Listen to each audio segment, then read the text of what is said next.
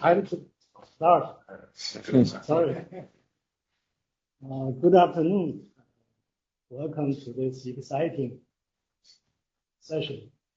Climate shocks and agriculture household resilience. My name is Jing Taoxu. I'm a professor at Peking University. I used to work for World Bank for a couple of years, 10 years ago, and attend land conference almost every year. I'm glad the conference resumed now. And we have 4 presentations this afternoon.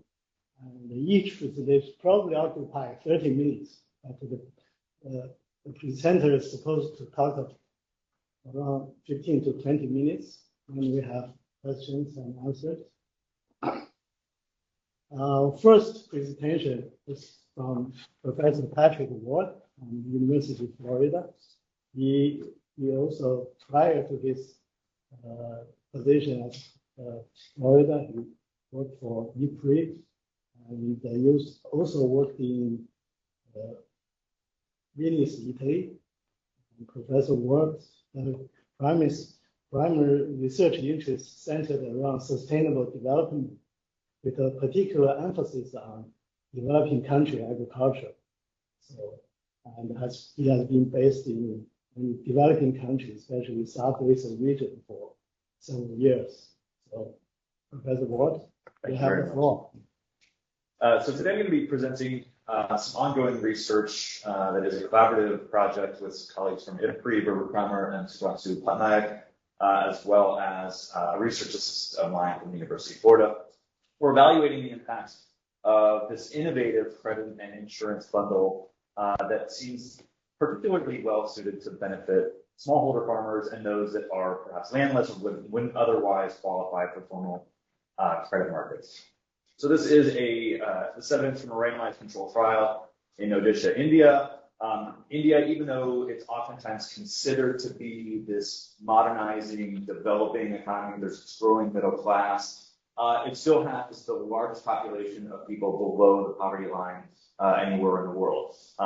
Growing population of 1.43 billion people, but there are so many people that live close to subsistence. In order to expand food production, there is a definite need for farmers to invest more in their farm, modernizing their input use. This is often, though, not a viable alternative due to risk and liquidity constraints. There is a fairly broad credit market, but credit markets in India, as in many developing countries, are imperfect. And these credit market imperfections often manifest themselves in various forms of credit constraints. When we think about credit constraints, we often distinguish between what are supply-side constraints, in which the lenders ration the credit that is available to potential borrowers due to a lack of collateral or other constraints that might inhibit their ability to attain the amount of credit they would ideally like to obtain. So those are supply side, or what we refer to as quantity rationing constraints. Demand side, or risk rationing constraints, are when risk-averse borrowers voluntarily opt out of the credit markets, either because they are fearful of losing the collateral they would put up in order to secure their loan, or the lender has otherwise transferred too much of the credit risk onto the borrower in the form of high interest rates or unfavorable lending terms, and thus potential borrowers decide it's not worth the risk to borrow funds they would otherwise need in order to make these investments in their agricultural production. So the long story short of all this is that because of these credit constraints, people generally aren't able to access the financing that they need in order to make optimizing investments in their agricultural productivity. There are information asymmetries that introduce potential for moral hazard and adverse selection, and these are a major reason for smallholder farmers' limited access to agricultural credit and insurance. As I mentioned, there are oftentimes credit options that are available, but because of the credit constraints, the credit markets perform imperfectly. Many lack collateral and or documented land rights. Typical multi-peril crop insurance has very high transaction costs. A potential solution to many of the challenges associated with traditional multi-peril indemnity-based crop insurance is something like a weather-based crop insurance. There have been a lot of studies that have looked at weather-based crop insurance, including some of my own research. But these oftentimes suffer from low demand, primarily due to basis risk, which is essentially contract non-performance, where somebody may experience a loss on their farm, but because the loss is not associated with an indicator that is associated with the weather-based index, the index is not triggered, and therefore they don't receive any compensation, even though they experience losses on their farm. So as we were approaching this research, one of the questions that was motivating this, what if we can find a way to overcome some of these information asymmetries at a low cost using innovative technologies?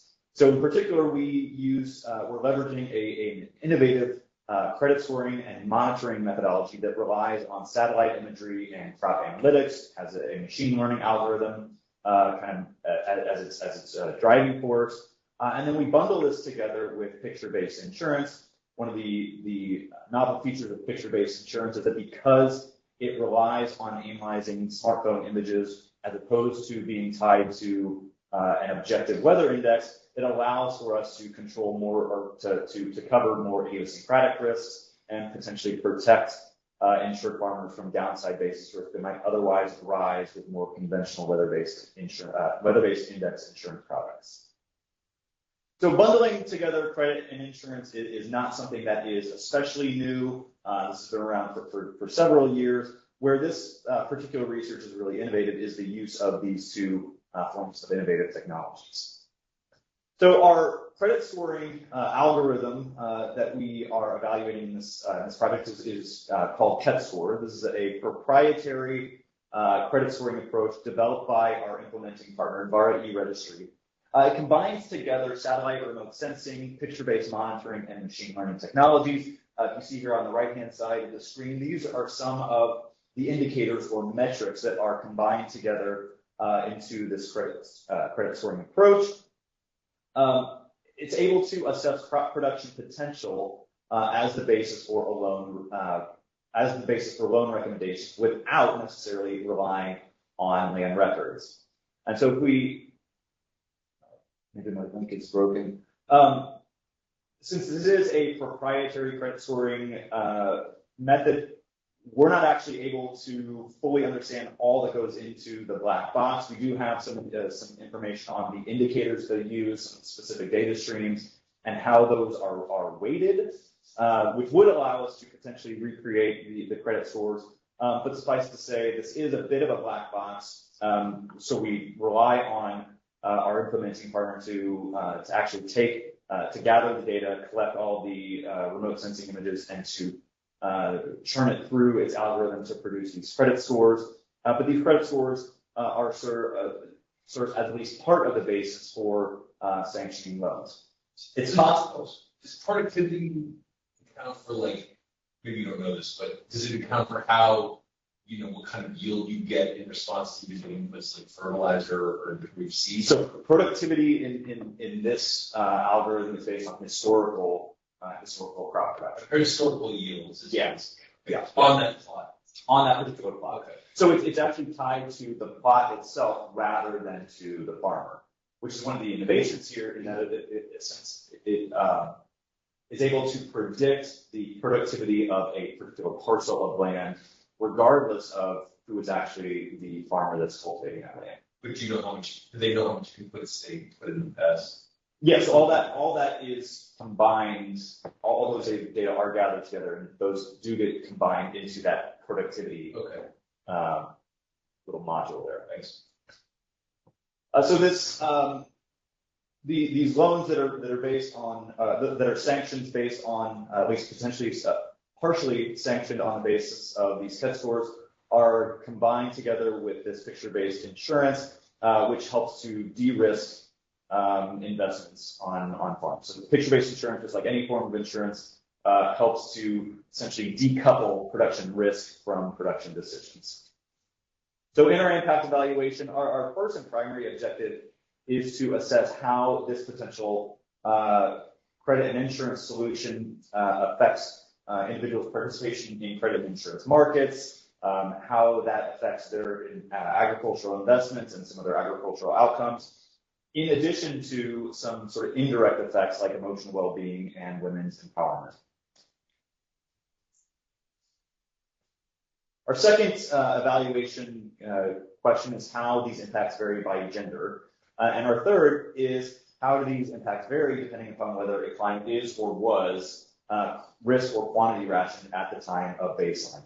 For this particular presentation, given the time constraints, I'm going to focus primarily on addressing just the overall effects of this product, as well as some of the heterogeneous effects based on the gender of the client.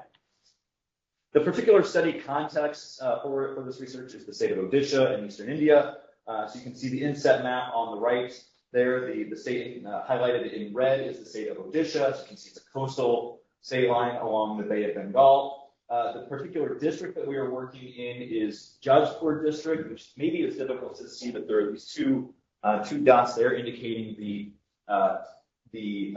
districts the sub-districts within the district of Jajpur in which we are working. Those districts or sub-districts are referred to as Dashrapur and Jajpur. So Jajpur is a coastal low-lying district. It's subject to some particular meteorological calamities, including floods and cyclones. As in most of India, there are primarily two cropping seasons over the course of the year. There is the summer monsoon season, known as Kharif, in which farmers are primarily cultivating paddy rice. And then there is the winter season called Rabi. During this winter season, many farmers actually choose not to cultivate anything. They leave their land fallow, primarily due to a lack of irrigation. Obviously, if it's the dry winter season, there's not the monsoon rainfall that they can rely on. So many farmers just simply not to cultivate. But many policymakers, especially in this particular state, feel that increasing investments in producing during this dry Rabi season may be one way to transform agricultural livelihoods in this state. As I mentioned, there are limited investments during the Rabi season, even when irrigation is available, and these are primarily due to liquidity constraints. This is one of the poorest states in India, even though it is one of the highest producing states in terms of overall food grain production.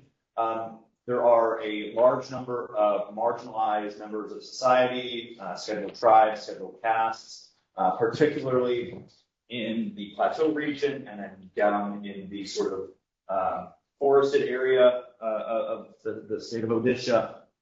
There is a large volume of sharecropping and marginalization of tenant farmers that limits farmers' access to subsidized credit and insurance. So this study takes the form of a cluster randomized trial. We started with a total of 58 villages that were selected because of Dvara's ongoing operations in these villages. Dvara e-Registry was not originally meant to be our implementing partner in terms of the microfinance. We had another MFI that we were originally working with, but there were some conflicts of commitments, to put it gently. So Dvara e-Registry was able to step up, secure some financing, and then they were able to be our de facto microfinance institution for this project. But they were initially working in these 58 original villages as a social enterprise, primarily working with farmer and producer organizations. And one of their major operations was finding a way to digitize FPO management. So this provided us a nice basis for selecting these initial 58 villages. Dvara then went in with farmer profiling meetings to collect a list of prospective students in all of these 58 villages. And then in our treatment villages, that provided us with our sampling frame for actually offering this particular product. In terms of our overall outcomes of interest, based on our pre-analysis plan, there were several outcomes that we aimed to address, particularly those related to credit and insurance market development, agricultural outcomes. We also were interested in things like gender parity and well-being, particularly emotional and mental well-being. One of the things that is innovative about our research design, and I'll talk a little bit more about this later, is that we didn't just interview the head of the household, who is typically going to be male. We didn't just interview the MFI client, who could be male or female. But we actually had several survey modules in which we interviewed both the client as well as their significant other, their husband or their wife, who acted as a co-signee on these loans. So we're able to pick up some really interesting intra-household dynamics that we wouldn't otherwise get to pick up if we were only interviewing the head of the household or the main MFI client. And these latter two outcomes, particularly related to gender equality and emotional well-being, those are going to be where we're going to pick up some of those indirect effects that are spilling over into these other household members. I'm primarily going to focus on these direct measures related to credit and insurance market development and these agricultural outcomes. In terms of our baseline characteristics of our primary clients, 48% of the primary MFI clients were female. Our sample was fairly well balanced between treatment and control. We do detect the significant difference in terms of agricultural profits, excluding one's own labor. So control for this in all of our regressions. We also control for some other covariates to increase the precision of our estimates. In terms of some of our major outcomes of interest, as I mentioned previously, one of our primary outcomes is how introducing this product enhances access to credit. And although we don't directly observe an increase in total utilization of credit, what we do observe is this substitution of formal for informal credit. If we look at the second two bars here, the increase in access of formal credit almost exactly offsets a reduction in informal borrowing. So essentially what this is doing is substituting formal borrowing for informal borrowing, which from a developmental perspective is advantageous. There are a lot of benefits of formal credit markets vis-a-vis informal credit markets. Lower interest rates on average, regulatory oversight, increased transparency. Many of these formal lenders are able to provide financial guidance. So being able to transition from informal to formal borrowing, we think is a pretty advantageous benefit of this product. We also see that by and large, there's a pretty substantial effect in terms of farmers reporting that they face difficulty when it comes to repaying their loans. This is based off of a couple of questions, really one question that we included in our survey. Do you struggle to repay the loan on time? And we can see that there's a greater than 50% reduction in members in our randomly assigned treatment villages that say that they face difficulty in repaying their loans on time. Part of this is likely due to the nature of the product, that it embeds this insurance component with it, which alleviates the need for high amounts of collateral to secure the loan. This product also, perhaps because of the interest rate, because of the embedded insurance component, has a lower interest rate. The interest rate on these loans was 14% compared to the running market interest rate of about 24%. So significantly lower interest rate. Obviously, if there's insurance embedded into this credit product, that's definitely going to lower the default rate. Therefore, that translates into lower interest rates. And as we can see, many farmers are indicating they face less difficulty in repaying these loans. Yeah. Is there any scale effect, like those three getting higher or lower loans compared to control? No, they're the same. I was thinking all this is difficult to repayment, right? Even Sure, yeah. It's could be different, but if loans are smaller, for instance, different. Right, the standard loans are exactly the same. These loans just happen to come with additional insurance components. Yep. In terms of our looking at heterogeneity by gender, as I mentioned on the last slide, we didn't really see a net increase in overall credit utilization. We do see an increase in credit utilization among women. So the increase in formal borrowing is more than offsetting a reduction in informal borrowing. So it's not just being explained by the substitution of formal for informal. There is this crowding in of women into credit markets. And as we'll see, that's going to enable them to become more involved in agricultural production. When it comes to males, what we observe from the previous slide in terms of the substitution of formal for informal, that really is what's driving males' participation in these credit markets, substituting formal for informal loans. We also looked at insurance take-up, renewal, and familiarity with some concepts of insurance, which is perhaps an imperfect proxy for financial literacy. We see a big effect in terms of increasing take-up of insurance. We see a sizable effect in terms of renewal of insurance coverage, and we see this increase in financial literacy. Disaggregating by gender, we see a pretty similar effects in terms of overall take-up of insurance, but when it comes to renewal of insurance coverage, there's essentially a null effect among male clients, but a pretty significant effect on insurance renewals among female clients. So females really seem to like having this insurance component embedded into the credit products. In terms of the agricultural outcomes, as I mentioned, there are two primary cropping seasons in Odisha. There is the Rabi season during the dry winter months, and then there's the Kharif season during the monsoon. We actually see a pretty significant increase in both the proportion of farmers who indicated they were cultivating during this dry Rabi season, about a 26% percentage point increase in the farmers reporting they were cultivating during this Rabi season, and they're cultivating about 1.7 acres more than farmers in the randomly assigned control. Sorry, these are late, so those that did not borrow in the farms. And sorry, why did the other effects actually didn't mention the treatment compared to this? Yeah, so we're kind of breaking these down into larger programmatic effects and effects on the borrowers themselves. So when we're talking about overall financial market development, that's when we're really interested in the intention to treat effects. When we're looking at the outcomes among those that actually borrow, so that's why we have these. And I meant to mention that previously. But yeah, that's really what we're looking at, the overall effects as well as the effects on the borrowers themselves.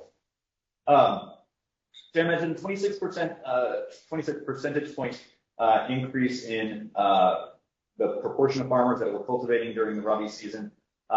This does also translate into a reduction in costs during the Rabi season and an increase in agricultural profits during the Rabi season. This particular Rabi season is a little bit weird, though. So we're a little skeptical in trying to draw too much insight from this particular season. On average, farmers in the control group had losses of about 19,000 Indian rupees per acre. Obviously, that's not very sustainable. So the fact that we're observing some reductions in costs and increases in profits during this fluky season, we're a little tentative on making too much out of that.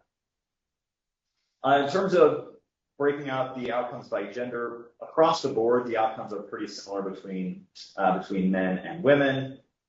One thing that's worth noting here, these are differences in effects between men and women who were treated. If we compare the area of land between women in the treatment group and women in the control group, women in the treatment group are cultivating much more land than women in the control group, 2.3 acres to 1.75 acres. Okay. So my time is rapidly diminishing. So I think I'll just quickly give an overview of the impacts on the Kharif season. Here, we also see an increase in profits per acre. Here, the impacts are largely driven by an increase in revenue and not by a reduction in costs, as we saw during the Rabi season. Again, not much difference when it comes to differentiating by gender. So in terms of the overview of our findings, we do find these positive effects on credit and insurance markets. We do find an increase in profits per acre during both the Rabi season and the Kharif season, although, as I mentioned, the Rabi season was a little bit fluky. I didn't talk about it today, but we do see that there are positive contributions to women being able to contribute to household decision-making around borrowing and how to use borrowed funds. When it comes to the stress, perceived stress, we find that there are beneficial effects of this program on women's perceived stress. And these spill over, they're not contained to just the female client, they also spill over to the female co-signees of the male client. So in terms of the overall impacts on financial markets, these go beyond just increased uptake and coverage. We do observe this crowding in of females into credit markets. Among males, we do see the substitution of formal for informal borrowing, and both male and female borrowers reported encountering much less difficulty in repaying loans. We do see an increase in rice cultivation and expansion of cultivated area during the Rabi season, which, as I mentioned, as one of our motivating factors, is often viewed as a way of essentially transforming the agricultural sector. So just to quickly touch on these gender findings, we do find that there is this increased evidence of increased involvement of females in both credit markets and agricultural production, perhaps related. As women are able to access more credit, they're able to get more involved in agriculture. This perhaps translates into an increase in female clients' contributions to household decision-making about whether to borrow and how to use borrowed funds. And this reduced stress among female clients and female family members is a proxy for emotional health and well-being. Just this final point, the gender findings and our heterogeneity by client versus female co-signees illustrates, I think, the value of surveying both men and women from the same household, not just focusing on gathering data from the household head, who's almost certainly going to be male. So having a more inclusive data collection effort might provide a lens into some of these really interesting gender dynamics that might occur within the household. So I apologize for running late. Thank you very much. Thank you. Question? Thanks a lot for your interesting presentation. I was wondering, you fully focus on agriculture. What did farmers do during this Rabi season before this project started? I guess it was not just sitting doing nothing, but they had some other jobs or other businesses, and to what extent could the credit also be used for doing other things outside of agriculture? Yeah, this particular credit product was just an agricultural loan, and believe it or not, during the Rabi season, if they're not cultivating, there's a lot of just sitting around. A lot, yeah. So there are no ways that they can raise, find jobs or start their own businesses. Not in some of these rural. I mean, so there may be some micro enterprise activity going on, but it's very, very, very small scale. Yeah. Okay, so good.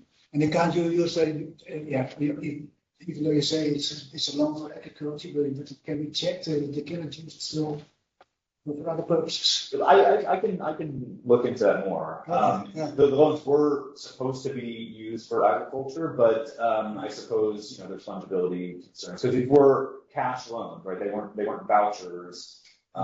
So there's obviously fungibility in cash loans. Okay, because the total household income might even be more interesting than agricultural income, I would say.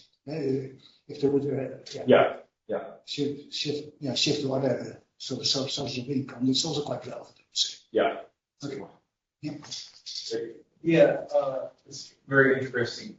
Can you comment more on the expansion finding? Because you kind of hope that there was actually intensification, rather than taking land. Is it in the dry season? Is it just land that was fallowed, but now they have money for inputs, so they're, irrigation or whatever, so they're expanding their cultivation? I mean, what you hope isn't happening is they're taking the credit and renting it from people that didn't, get credit or something like that. Yeah. So I didn't show the breakdowns here, and these are very, very preliminary. So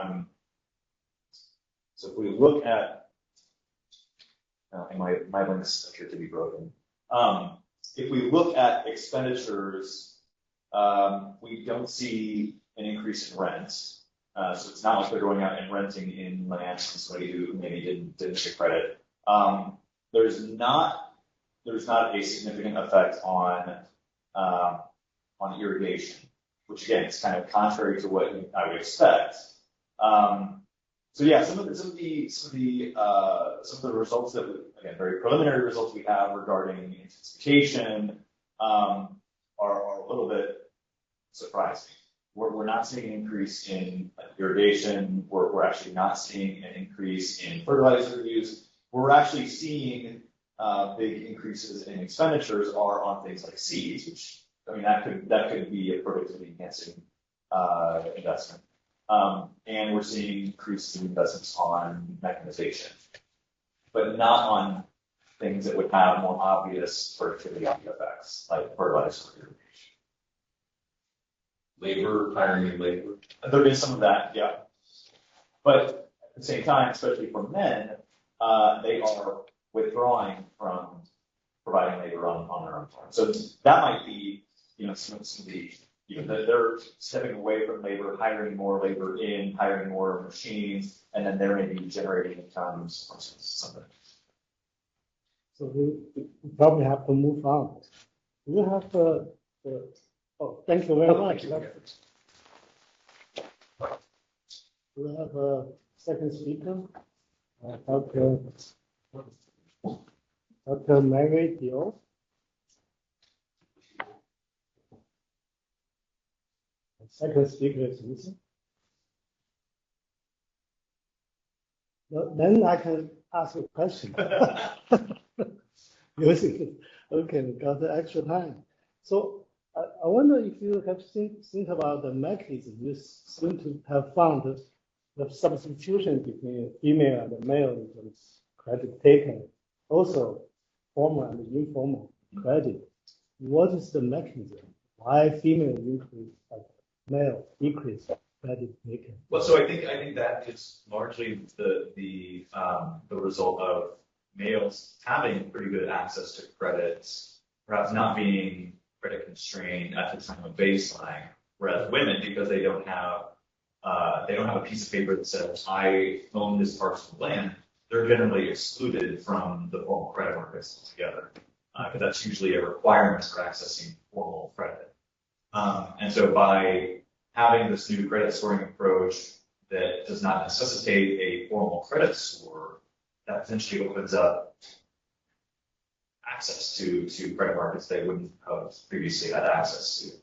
So I think that's where we're seeing this crowding in of women into credit markets, but not necessarily seeing that crowding effect of men, just a substitution, because we're introducing a new credit product that has pretty favorable terms, and maybe they're saying, I'd rather borrow money from via e-registry than this informal lender that's going to be charging these rates or can break my legs if I don't repay. Okay. So there are also possibility that the male or female preference over formal credit or informal credit. That's possible. We didn't look into that. Well, let me take that back. We did some earlier scoping survey work from a different project, but in the same geographic area. And one of the things that we looked at was we were specifically interested in differences in desired loan amounts. And women generally had a much lower desired loan amount than men. But when we introduced this idea of having a credit product that also has an insurance component, that led to women increasing their desired loan amount by more than that. So the delta among women was bigger than the delta among men. Both of them said they would increase their desired credit amount, but the increase among women was substantially greater. So I don't know that is necessarily answering your question about differences in preferences, but I think that would suggest to me that women perceive a higher value addition from this bundled product than men do. I guess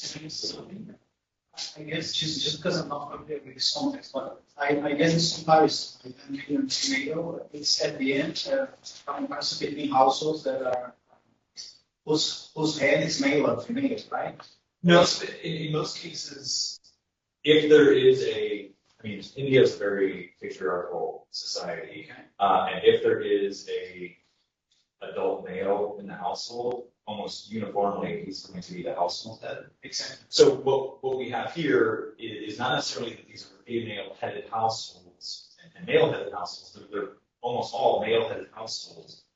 We just have a group where the client of the MFI is a female and a client of the MFI. And do you have any idea why this will happen? And, because, you know, if there are some sort of frictions between male and female, and appears to be that female are those that are, why the household would say to the female person ahead, say, go you to the market and not the male. You see what I mean? Yeah, and there's typically several factors that are underlying that. The male might have some outstanding loans and might not be suitable as a client.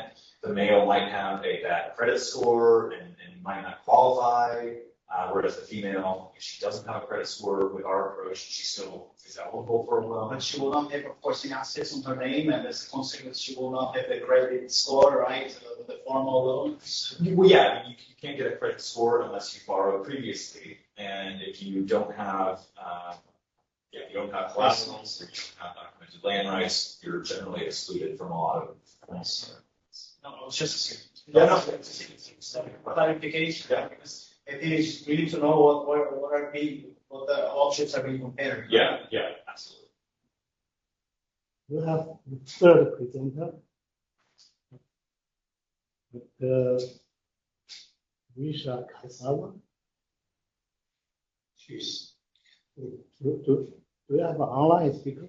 No, probably not. No. Okay. Okay. So we're missing the third three. Okay, do we have fourth speaker? I guess not. All the three speakers are from Africa. Absolutely. So, So all the speakers from Africa. yeah, so perhaps there are problems coming here. I don't know. Yeah. Then we'll So, really that's our only person. yeah. Thank you. And next time you can rush a little bit less. Yeah. Nice turn. Yeah. Well, what do your local counterparts say about these unexpected resales? He said there were quite some things we couldn't explain. My experience in China is, if I talk it over with my colleagues, they can often come up with some very sensible reasons why we get certain results. Yeah. To be honest, like I haven't had any discussions with them about these results. The easier part is like actually we do have a research assistant in Delhi. Yeah. But he's a research assistant and He always take the initiative to sort of yeah. But this NGO that is carrying out the program, they might have some insight. Yeah, that's a good point. We should throw more. Yeah, let's get some consultative. Yeah. We're continuing to collaborate with them. We've actually expanded the project. Whereas this was all in Odisha, we're also doing work on restaurants on the western side of the country, different agricultural conditions, different cropping systems. So we're hoping to get some interesting findings, just expanding into different areas. Nice. I had some personal experiences in China. Well, with very poor families, usually the mother would go out to borrow. So they just don't have food, don't have something, need a little bit money. Usually it's not the father go out, it's the mother go out. It's basically informal. Okay, yeah. Planning. And probably That's also basically the male. A lot of the male has to care about their face. So it's a mother, you read the novels, you always see this mother go, I have to borrow a little money. But the perhaps also more likely to repay the loan, I guess. Yeah, Well, I think they also like engender more sympathy. Yeah. yeah. So if there's access to formal, probably the female will pay. It's very hard to borrow. Yeah, wow. If you're poor, you have to borrow all the time.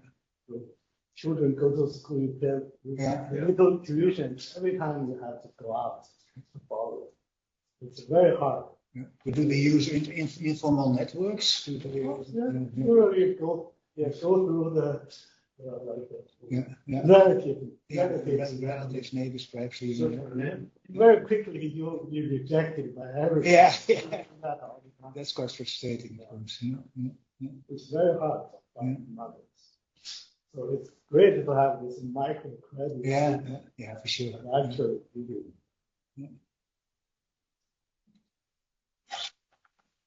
Okay, then we can move to other questions.